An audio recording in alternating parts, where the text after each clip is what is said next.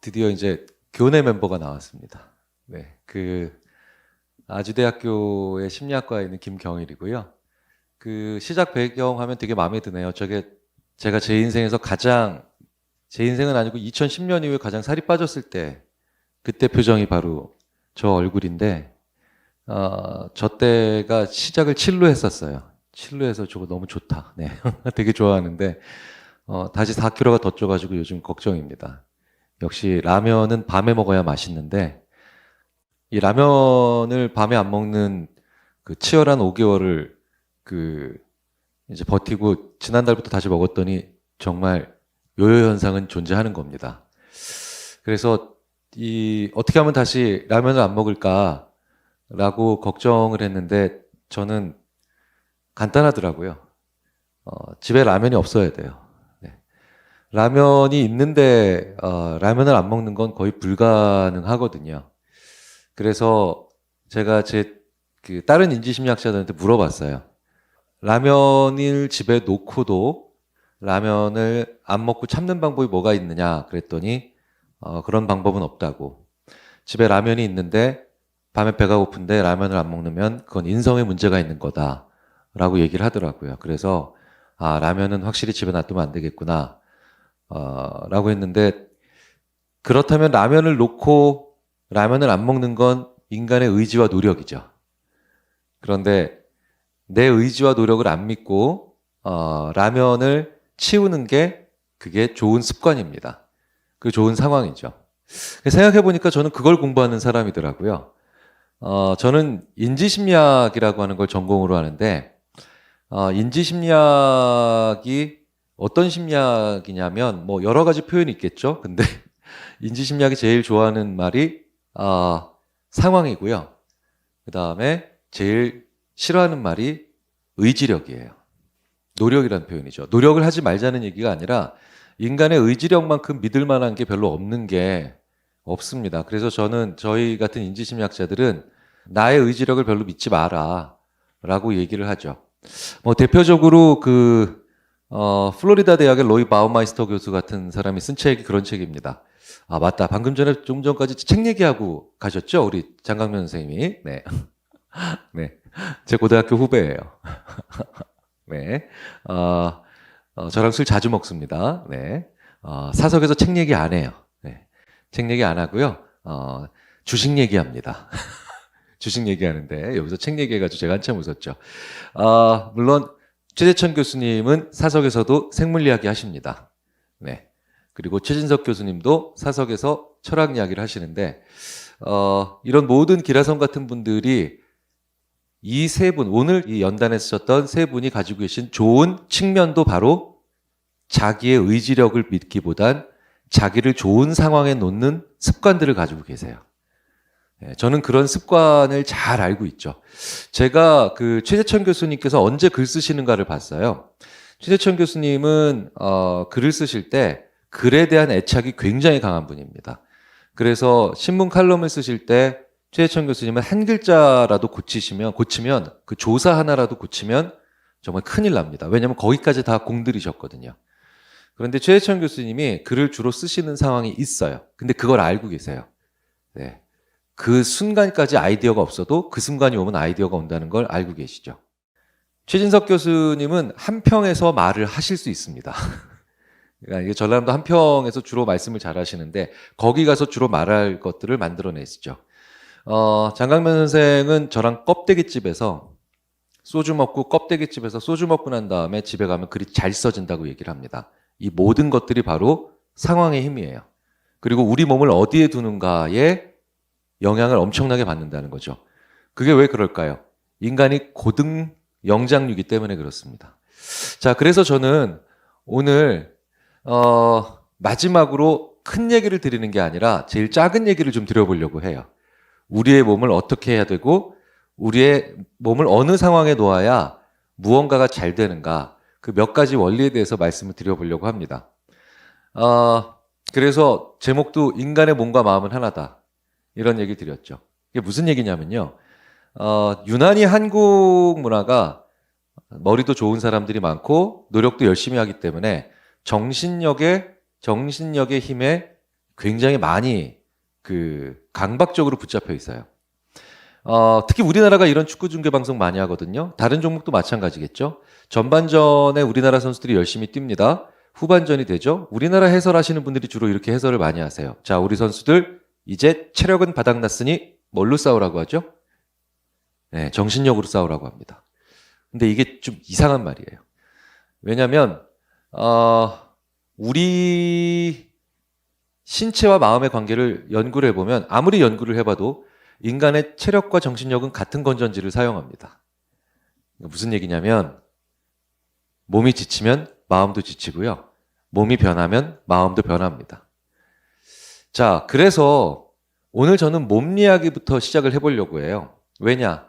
지금 코로나 시대고 이 자리에 지금 정말 많은 분들의 성함이 붙어 있어요. 이 많은 분들이 그런데 온라인으로 지금 접속해 계시죠. 물리적으로 와 계시질 못합니다. 이른바 언택트 시대라고 하죠. 재밌는 거 저 깜짝 놀랐어요. 예. 참 이것도 재밌는 심리입니다. 제가 쭉 보다가 지금 저 가운데쯤에 저랑 같이 살아주시는 어떤 여자분의 성함이 적혀 있더라고요. 그래서 제가 순간적으로 오오 하고 놀래가지고 무서워가지고 도대체 저는 왜 무서워할까요? 네. 저희 지금 첫째 딸도 있고 둘째 딸 이름도 있습니다. 자, 그런데 저희 두 딸도 지금 학교를 가본 적이 많지 않을 정도로 온라인으로 수업을 많이 하죠. 비대면 수업이죠. 비대면 상황입니다. 공부가 잘 될까요? 정말 많은 분들이 걱정하고 계세요. 네. 자, 그런데 이런 상황에서도 우리 몸을 잘 쓰면 실제로 굉장히 좋은 효과들을 많이 볼 수 있고요. 심지어 더 좋은 효과를 볼 수 있는 그런 경우도 있습니다. 자, 그래서 면대면과 비대면은 앞으로 코로나가 언젠가 끝나고 난 다음에 우리로 하여금 정말 어떤 건 만나서 해야 되는구나. 그리고 어떤 이야기들은 안 만나고 비대면으로 온라인으로 하는 게 더 좋겠구나. 라고 하는 생각들을 좀 더 지혜롭게 가질 수 있게 만들어 줄 가능성이 큽니다. 항상 어떤 팬데믹이나 시련이 닥치면 그 이후에 인류가 좀 더 지혜로워지거든요. 그러니 우리 자신도 좀 지혜로워져야 될 필요가 있죠. 자, 그렇다면 저희 인지심리학자들이 연구해온 많은 내용들 중에 그냥 툭 터놓고 얘기해서 공부, 학습 이런 것과 관련이 있는 몇 가지 실마리들을 한번 오늘 말씀을 드려보도록 하겠습니다. 몸에 제일 중요한 게 자세죠. 자세입니다. 지금 위에 있는 자세와 그리고 밑에 있는 자세가 조금 더 분위기가 다를 거예요. 위에 있는 자세를 심리학에서는 고권력자의 자세라고 합니다. 고권력자, 권력자의 자세죠. 기본적으로 권력 있는 분들이 이렇게 하잖아요. 그렇죠? 그리고 밑에 있는 분들의 자세를 저권력자의 자세라고 하죠. 저권력자의 자세.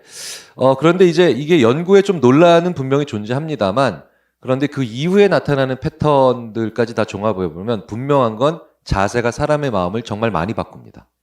고권력자의 자세를 단 몇 분만 취해도 실제로 긴장감이 많이 사라집니다. 그리고 고권력자는 위에서 이렇게 내려보잖아요. 내려보기 때문에 훨씬 더 상황에 억눌리는 그런 불안감들을 떨쳐버리기가 쉬워져요. 그래서 저는 아주대학교를 졸업하는 많은 학생들에게 면접 들어가기 전에 고권력자의 자세를 좀 취해봐라 라고 조언을 하기도 하죠.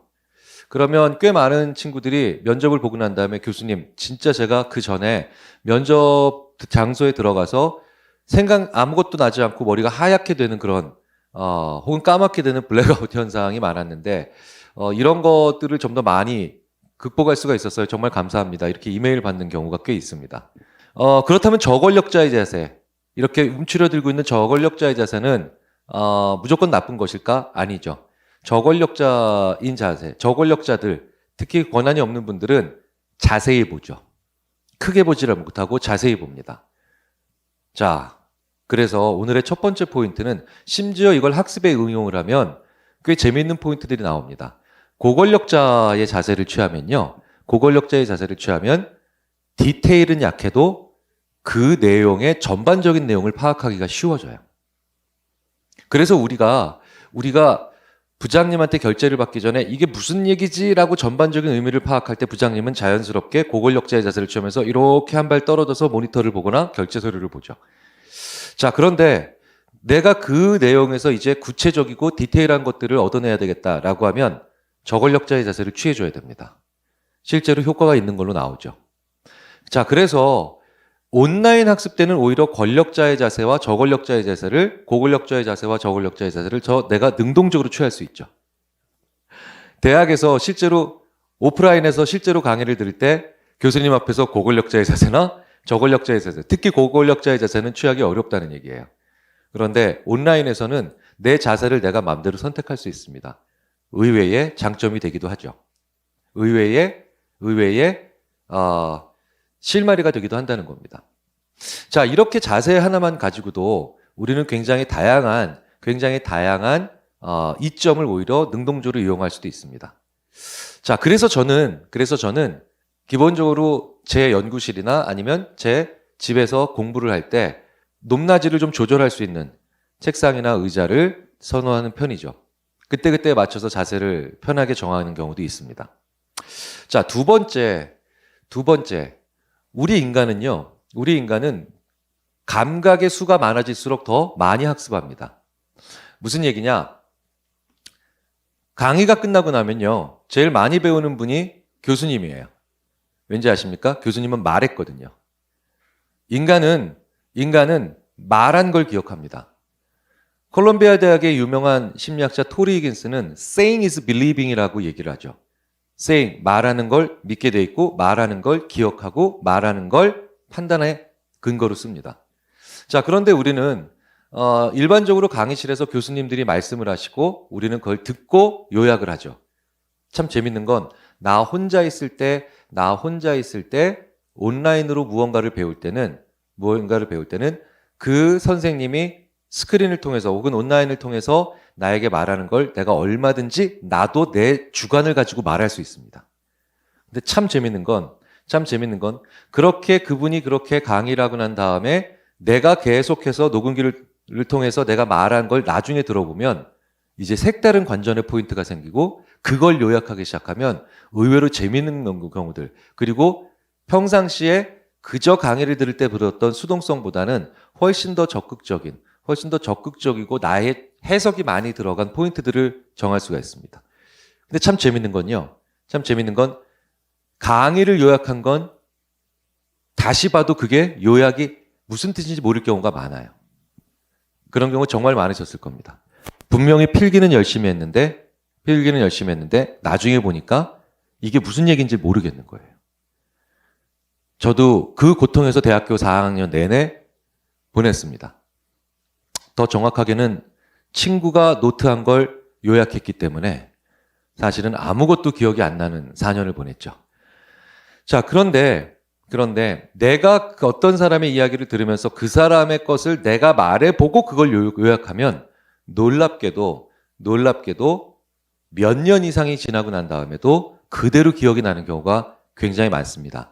왜 그럴까요? 내가 눈으로 본 걸 말하면서 내 귀도 들었거든요. 즉 시각과 청각이 동시에 협응을 하기 때문에 시각으로만 공부한 게 아니라 내가 나한테 말을 했거든요. 그렇기 때문에 우리는 청각이라고 하는 것도 동원을 해서 감각의 수가 많아질수록 인간은 더 오래 그리고 더 명확하게 자기의 기억 시스템에 집어넣기 때문입니다. 자, 그렇다면 조용히 하는 공부보다는 시끄럽게 하는 공부가 훨씬 더 좋겠죠. 그런데 재미있게도 이렇게 내가 말을 사용해서 시끄럽게 하는 공부를 하는 게 아니라 그저 시끄러운 데 가서 공부를 하는 그런 자충수를 우리가 두고 있지 않은가 한번 고민해 볼 필요가 있죠. 왜 시끄러운 곳에 가면 안 되는가에 대해서는 조금 이따가 다시 말씀을 드릴 거고요. 심리학에서 또 최근에 연구한 또 다른 중요한 포인트가 있죠. 그게 바로 키보드와 펜에 관련된 연구입니다. 여러분들 지금 뭘로 요약하고 계세요? 제 강의를 들을 때 지금 어떤 분들은 키보드를 사용하고 계시고 어떤 분들은 지금 펜을 사용하고 계세요. 자, 요약할 때 뭐가 더 좋을까요? 정답은 없겠죠. 그런데 UCLA의 다니엘 오펜하이머 같은 교수들이 연구를 해보면 키보드와 펜이 각각 장점이 존재합니다. 그러니까 장점과 단점을 서로 교차로 가지고 있다는 거죠.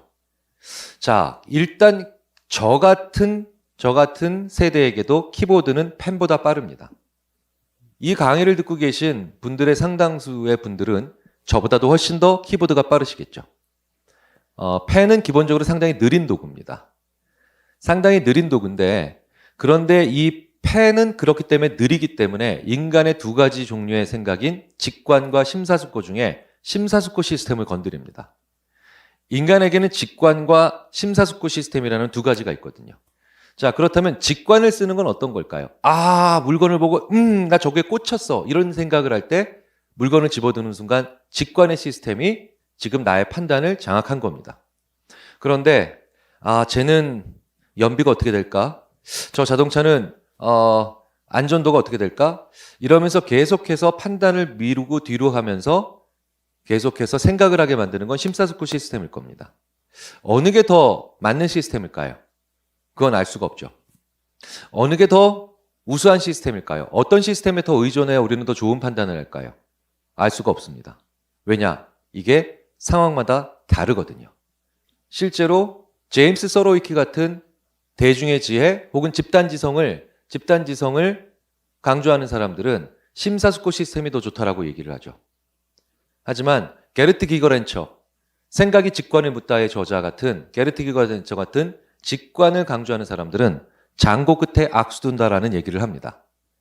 자, 그런데 재밌는 건 키보드를 통해서 똑같은 강의를 들었는데 키보드를 통해서 요약을 하고 또 펜을 가지고 요약을 한 사람들 중에 재미있게도 양쪽 모두의 기억이나 아니면 이후에 판단과 그 다음에 의사결정 과정을 살펴보면 확실히 펜을 가지고 쓴 사람들은 느리게 쓸 수밖에 없기 때문에 필기의 양이 많을 수가 없습니다. 그래서 필기의 양이 많지 않기 때문에 이 사람들은 핵심 위주로만 그리고 중요한 것만 필기를 하게 되죠. 그래서 그 이후에 그 중요한 점을 지적해내는데 굉장히 유리합니다. 그런데 키보드를 통해서 열심히 나온 내용을 계속해서 적은 사람들은 이후에 그게 뭐였더라? 라고 그걸 떠올릴 때 인출의 단서가 훨씬 더 많기 때문에 자기가 나중에 기억하지 못했었는데 그거를 다시 보면서 무언가를 다시 기억하려고 할 때 더 유리하다는 거예요. 자, 그렇다면 한 번쯤 내가 어떤 공부를 하기 전에 어떤 온라인 수업을 듣기 전에 혹은 어떤 소위 말하는 화상회의를 하기 전에 내가 여기서 핵심을 빼야 되겠다 아니면 디테일을 놓치지 말아야 되겠다 이후에 내가 여기서 혹시라도 모를 단서를 찾아야 되겠다 여러 가지 측면에서 어떤 걸 들어야 될지에 대한 생각을 한번 해볼 필요가 있겠죠. 저는 그래서 개인적으로 최재천 교수님의 강의는 펜을 듭니다. 그리고 오늘 집에 가져갈 3개의 메시지를 남기기 위해서 노력을 하죠. 그리고 오늘 저도 그래서 3가지를 남겼고 그 중에 하나가 고기를 먹지 말자였어요. 왜냐? 오늘 고기 먹으면 안 된다는 얘기 하셨거든요. 그래서 첫 번째, 두 번째는 굉장히 학문적인 이야기이기 때문에 굳이 제가 말씀을 드릴 필요는 없겠지만 저는 아마 오늘 최재천 교수님한테 들었던 내용 고기를 먹지 말자. 그래도 먹겠죠. 네, 많이 먹지 말자. 많이 먹자 아마 평생 저는 생각해 볼 수가 있을 겁니다. 자, 그런데 예를 들어서 포노 사피엔스의 저자이신 최재분 교수님의 강의를 들을 때는 저는 제가 제일 잘 쓸 수 있는 키보드를 아예 가지고 학회를 갑니다. 왜? 한 글자도 놓치기 싫거든요. 핵심은 오히려 내가 알고 들어가는 강의이기 때문에 오늘 하신 말씀들의 3줄은 제가 알고 들어가기 때문에 저는 오히려 키보드를 가지면서 굉장히 많은 디테일에 그 즐거움에 빠져들기도 합니다. 한 번쯤은 내가 이분의 강의를 통해서 3줄을 가져갈 것인가, 그 다음에 놓치기 싫은 많은 것들을 새롭게 건질 것인가 이렇게 생각을 해보면서 무엇을 들고 갈지를 한번 생각해 보시기 바랍니다. 나중에 오늘 키보드로 치면 나중에 펜으로 요약하면 되지 않을까요? 좀 더 솔직해 보자고요. 한 강의를 2번 요약하는 경우가 있으신가요? 저는 없었습니다. 그래서 한 번쯤은 내가 이 강의를 내가 한번 결정해 보는 것도 좋은 방법이 되지 않을까 싶어요. 키보드와 펜 무엇을 사용하시겠습니까?